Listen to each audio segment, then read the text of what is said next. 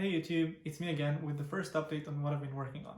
Instead of being just the update of last week, I'll summarize what I've been doing in the past few months since I started my PhD. The first thing that I needed to figure out was, how does my data look like?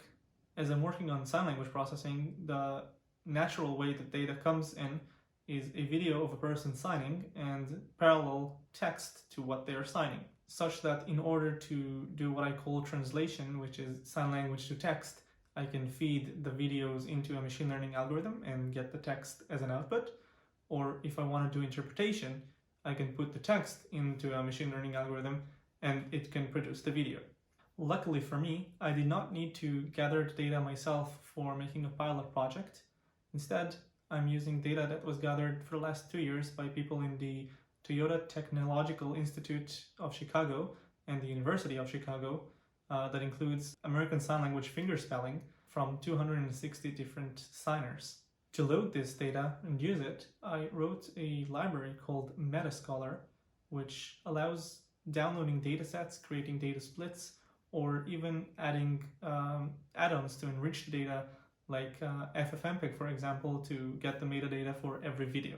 And to this library, Metascholar, I added the Chicago FSY loading scripts. However, from day one, I did not think that using the videos is a smart decision, as they include lots of data which will be expensive to encode or decode in pixel form.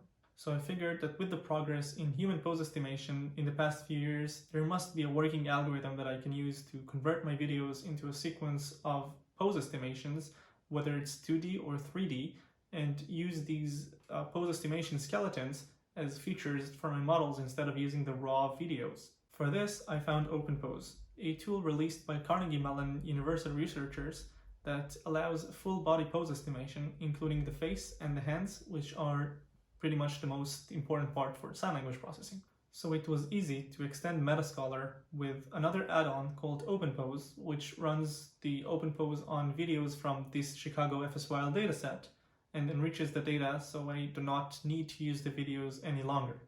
As OpenPose is pretty slow and would take weeks, if not months, to complete on a single server with 4 high-end GPUs, I decided to add support for parallel distribution over multiple nodes on the cluster I have at university.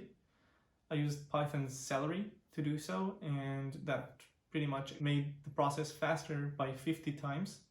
And now I have all of the videos posed with OpenPose. So now that it's finished running, I'm working on this project on American Sign Language fingerspelling with one of my lab mates, and we already hit our first snag.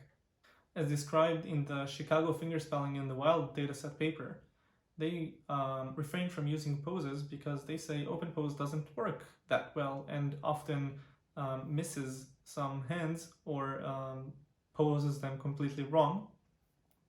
And from our observation, that is indeed true. The reason we found OpenPose doesn't work that well is that to locate the palm of the hand, it relies on the position of the elbow. And if it does not see the elbow in the video and the elbow might be out of frame, then it will not run pose estimation on the actual palm of the hand. And that decreases the quality of the data by a lot. So now you're all caught up. We don't have the highest quality of the data, and we're working on improving that and trying to assess how well pose estimation can work for sign language fingerspelling. As I said in the first video, links and citation to everything I talked about will be found in the description, and that would benefit me that I can come and see them in the future. Until next time.